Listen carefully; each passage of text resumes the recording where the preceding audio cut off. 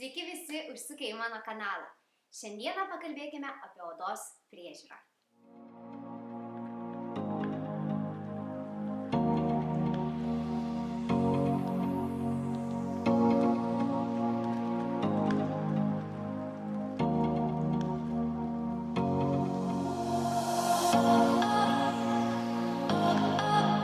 Šiandieną tikrai nenoriu šnekėti apie tai, kaip turėti tobulą odą, kas yra neįmanoma, ar čia reikia mesti šitos dalykus savo iš galvos. Ir taip pat labai nenorėčiau koncentruotis į konkrečius kažkokius produktus ir kalbėti apie savo mėgstamiausius tikslius produktus, dėl to, kad manau, kad produktų pasirinkimas yra labai individualus dalykas ir būtent kiekviena iš jūsų žinot pati geriausiai, kokie produktai jums labiausiai tinka, koks gamintojas ir taip toliau.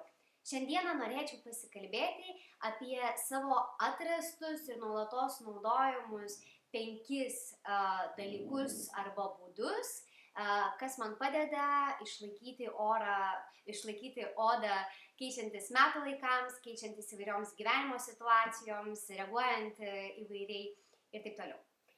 Ir pirmasis aspektas, apie kurį norėčiau pašnekėti, tai yra ponas valymas.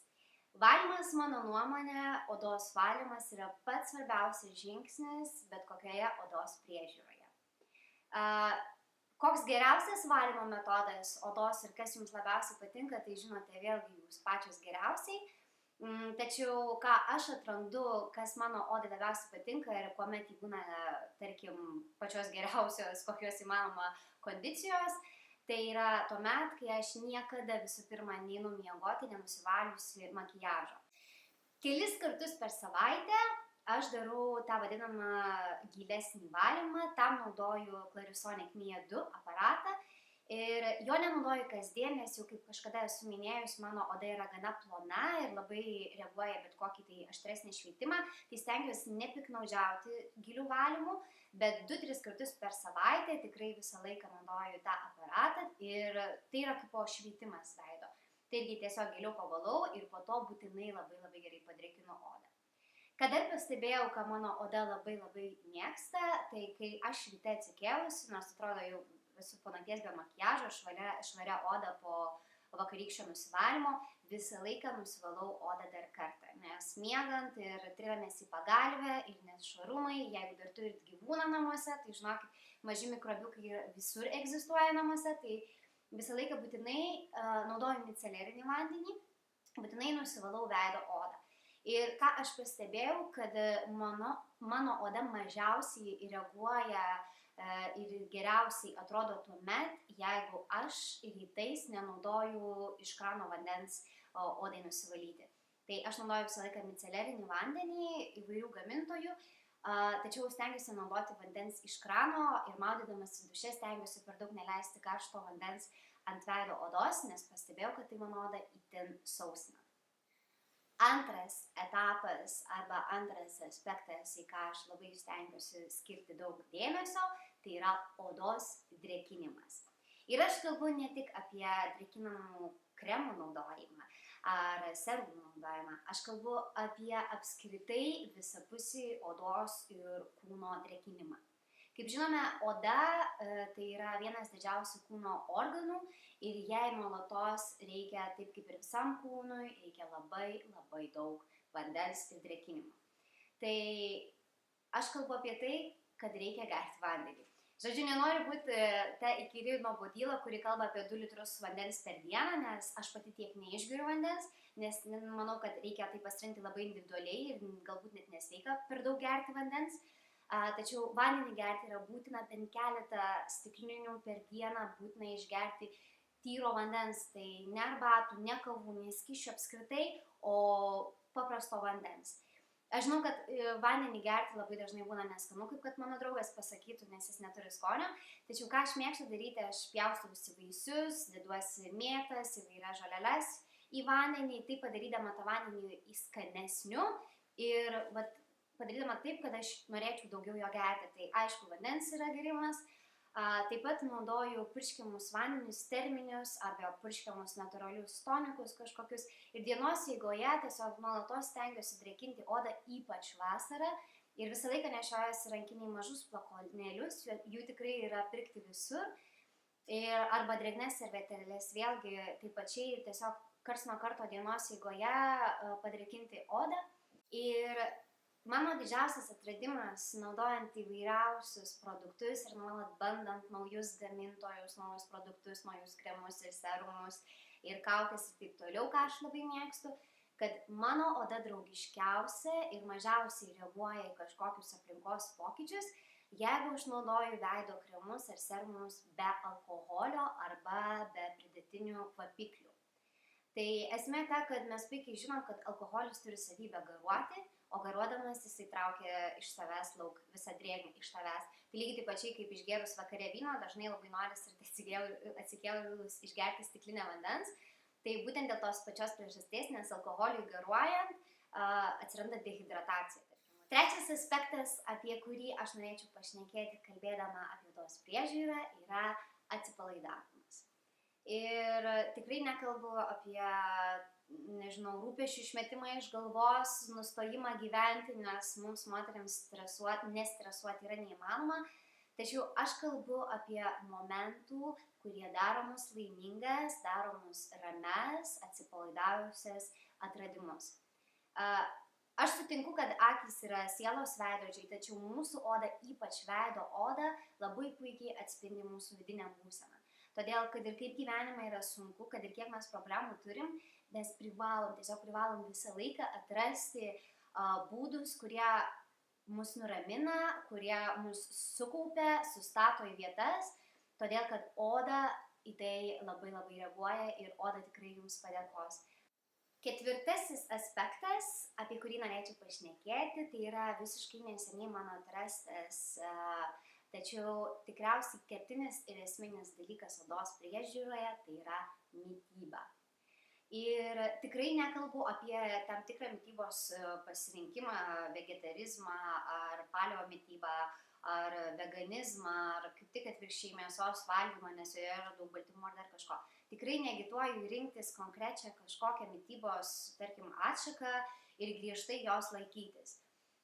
Tačiau mano rekomendacija ir ką aš išbandžiau visai neseniai ir kas man atnešė begalinius rezultatus, tai yra savo kūno įsiklausimas ir atradimas, kokie maisto produktai jums labiausiai tinka ir kas jums netinka.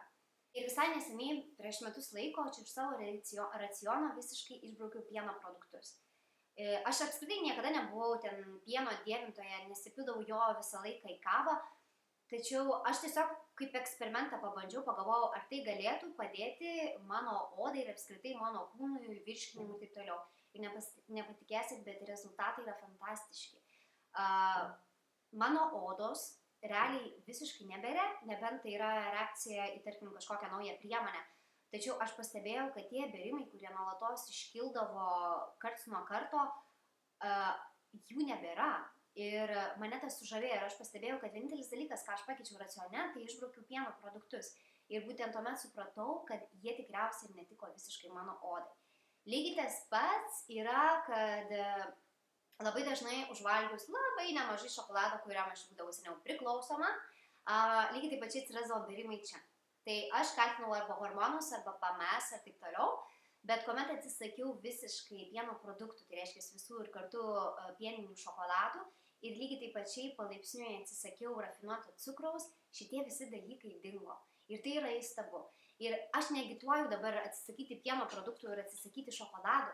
Aš agituoju tai, kad jūs atrastumėte ir pabandytumėt eksperimentuoti būdais, kad galbūt būtent tai yra visa, kas iš vidaus, ką jūs valgot, ką dedat į kūną ir labai atsiliepia jūsų odai. Kad galbūt jūs nepatikėsit, bet išbraukus iš raciono tam tikrus dalykus eksperimentų, tarkim savaitę, 2 savaitėm ar mėnesiui, galbūt jūs atrasite, kas alergizuoja jūsų odą. Lygiai taip pačiai testai daromi į kraujo, tarkim, kas jums tinka ar netinka, produktų nustatymas. Irgi labai yra įdomus būdas, nes jūs galbūt atrodo gyveni ir turi savo problemų ir nepagalvotum, kad tos problemos kažkokios odos ar virškinimo yra būtent dėl tam tikrų produktų, bet pasirodo, kad taip gali būti. Taigi mano patarimas yra atrasti, tai yra nebijoti eksperimentuoti, nebijoti kažko atsisakyti, nebijoti kažko pridėti į savo racioną, kas galbūt galėtų atnešti labai gerus rezultatus.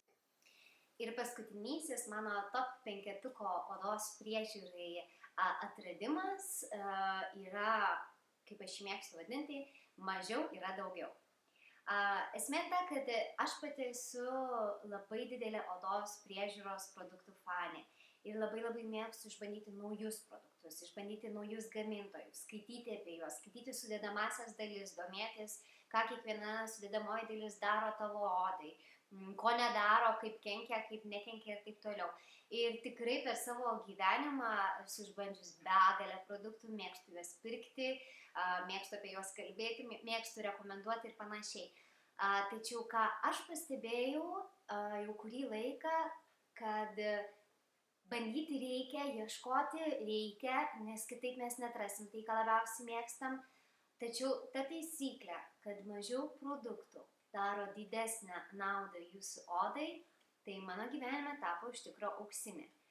Tarkim, dažniausiai yra įprasta, kad nakčiai mes labai pamaitinam odą, prisitepam daug produktų, nes naktį jį ilsisi, jį gali viską į save priimti. Ir, žodžiu, tuomet jau galim daryti šventę vonioje ir teptis pusę valandos viską ant veido. Ir vėlgi aš pastebėjau, kad mano oda geriausiai reaguoja ir ryte, jinai yra skaisčiausia, be jokių tai atsiradusių naujų tai antaniukų ant kaktos ar aplink smakrą, tuomet, kai aš, tarkim, pasidariusi veido valymą visišką, tepuosi micelerinį vėlgi vandenį arba puškiuosi tonikų ir tepuosi serumą, bet nebesitepu naktinio kremo. Tai vat irgi įdomus atradimas, kad būtent mažiau produktų naudojant, mano oda jį tiesiog geriau reaguoja. Ir tarkim, jeigu aš tepu naktinį kremą, aš jaučiu, kad atsikėlus ryte, mano oda būna riebaluota, mano oda būna tokia netgi išpurtus, pavargus, nėra tas keistus papūrimas pailsėjusios odos, ne, tai yra kažkoks tartum pavargimas. O kada aš pradėjau naudoti serumą ant švarios odos, kada oda gali puikiausiai jį įsigerti ir serumas veiksmingai atlieka savo darbą, kitą rytą mano oda kuo puikiausiai sureagavusi, pailsėjusi, švari, žvitri ir taip toliau. Tai vat, ką aš atrandu, kad būtent atrasti savo kelią geriausiai, kas jums tinka. Tų produktų rinkoje yra milijonas. Juos išbandyti visų neįmanoma, bet reikia bandyti, nes, sakau, neatrasti tai, kas jums labiausiai tinka. Tačiau atradus produktus, pabandyti įvairias jų variacijas, pasižiūrėti, kas jūsų odai galbūt labiausiai tinka. Ir nesivadovauti tom taisyklėm, kad jeigu visos ten reklamuoja arba jeigu rodo per visas reklamas ir laidas, kad reikia tepti serumą, aliejų, po to naktinį kremą ir dar 16 produktų ir jums tiks ir viskas bus gerai, tai nereiškia, kad jums tai idealiai atitinka jūsų variantą. Yra merginų, kurioms tai tinka ir valio, ir jos turi tai naudoti, ir jos mato, kad naudojant, tarkim, 3-4 produktus nakčiai arba rytui, jų oda geriausiai tai reaguoja, joms tai reikia.